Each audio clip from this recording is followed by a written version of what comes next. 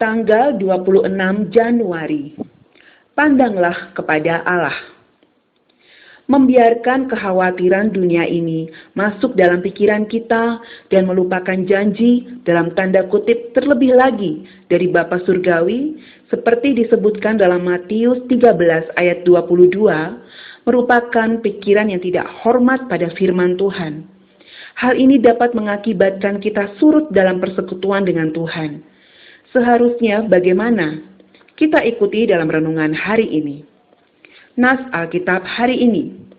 Jadi jika demikian Allah mendandani rumput di ladang, tidakkah Ia akan terlebih lagi mendandani kamu? Matius 6 ayat 30.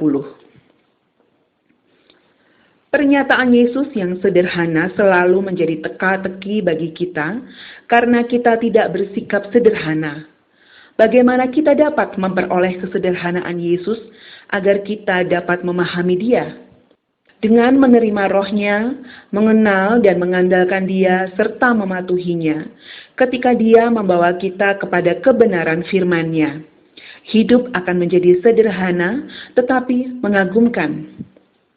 Yesus meminta kita merenungkan, jika demikian Allah mendandani rumput di ladang, betapa terlebih lagi Dia akan mendandani Anda, asalkan Anda tetap menjalin hubungan yang benar dengan Dia. Setiap kali kita surut atau mundur dalam persekutuan kita dengan Allah, itu karena kita mempunyai pemikiran yang sangat tidak patut, tidak hormat, merasa lebih tahu daripada Yesus Kristus.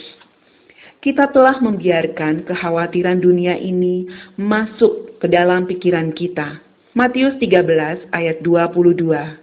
Dan melupakan janji dalam tanda kutip terlebih lagi dari Bapa Surgawi. Pandanglah burung-burung di langit. Matius 6 ayat 26. Tugas burung-burung tersebut ialah mematuhi naluri yang telah diberikan Allah dan Allah menjaga mereka.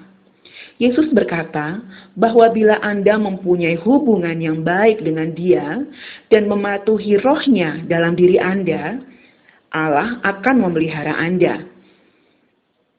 Perhatikanlah bunga bakung di ladang. Matius 6 ayat 28. Mereka tumbuh di lahan tempat mereka ditanam. Banyak di antara kita menolak untuk tumbuh di tempat Allah menempatkan kita. Oleh karena itu, kita tidak berakar sama sekali. Yesus berkata, jika kita mematuhi Allah, Dia akan mengurus semua hal yang lain. Berdustakah Yesus kepada kita? Apakah kita sedang mengalami dalam tanda kutip terlebih lagi yang dijanjikannya itu? Jika tidak, itu karena kita tidak mematuhi Allah dan mengusutkan hari kita dengan pikiran-pikiran yang membingungkan dan mencemaskan. Berapa banyak waktu yang terbuang karena menanyakan pertanyaan bodoh tanpa arti kepada Allah.